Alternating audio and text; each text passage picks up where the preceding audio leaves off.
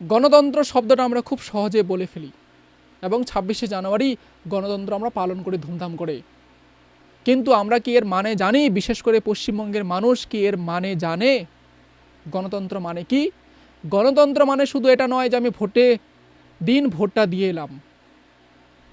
গণতন্ত্র মানে নিজের মত প্রকাশের স্বাধীনতা, তার সঙ্গে সঙ্গে অন্যের মতকে সম্মান করার মানসিকতা। আজ আমরা পশ্চিমবঙ্গের মাটিতে কি দেখছি? ভোটের আগে হিংসা, ভোটের দিন হিংসা, ভোটের পরেও হিংসা। এটা কি সেই গণতন্ত্র যার স্বপ্ন আমরা পশ্চিমবঙ্গের মাটিতে দেখছি?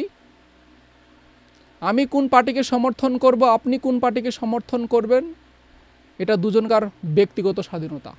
আমি আপনার পার্টিকে সমর্থন করি না তাই বলে কি আপনি আমার উপর হিংসা করবেন? আমি আপনার পার্টিকে সমর্থন করি না তাই বলে আমি কি আপনার উপর হিংসা করব? এটা কি গণতন্ত্রের ভাষা হতে পারে? আমরা পশ্চিমবঙ্গের মানুষ শুধু খাতায় কলমে শিক্ষিত।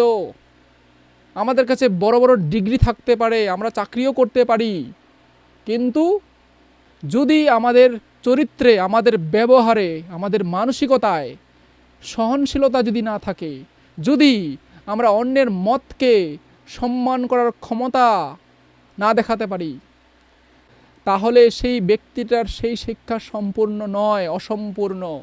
আজ আমাদের পশ্চিমবঙ্গে সবথেকে বেশি প্রয়োজন নৈতিক শিক্ষার।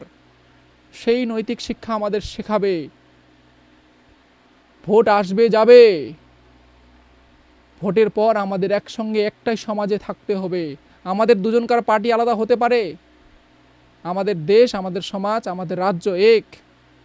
আমাদের মতের অমিল থাকতে পারে, আমরা শত্রু নই। এটা বুঝতে হবে। আর যেদিন আমরা বুঝে যাব, সত্যিকারের গণতন্ত্র আমাদের পশ্চিমবঙ্গে স্থাপিত হবে। ভাববেন একটু।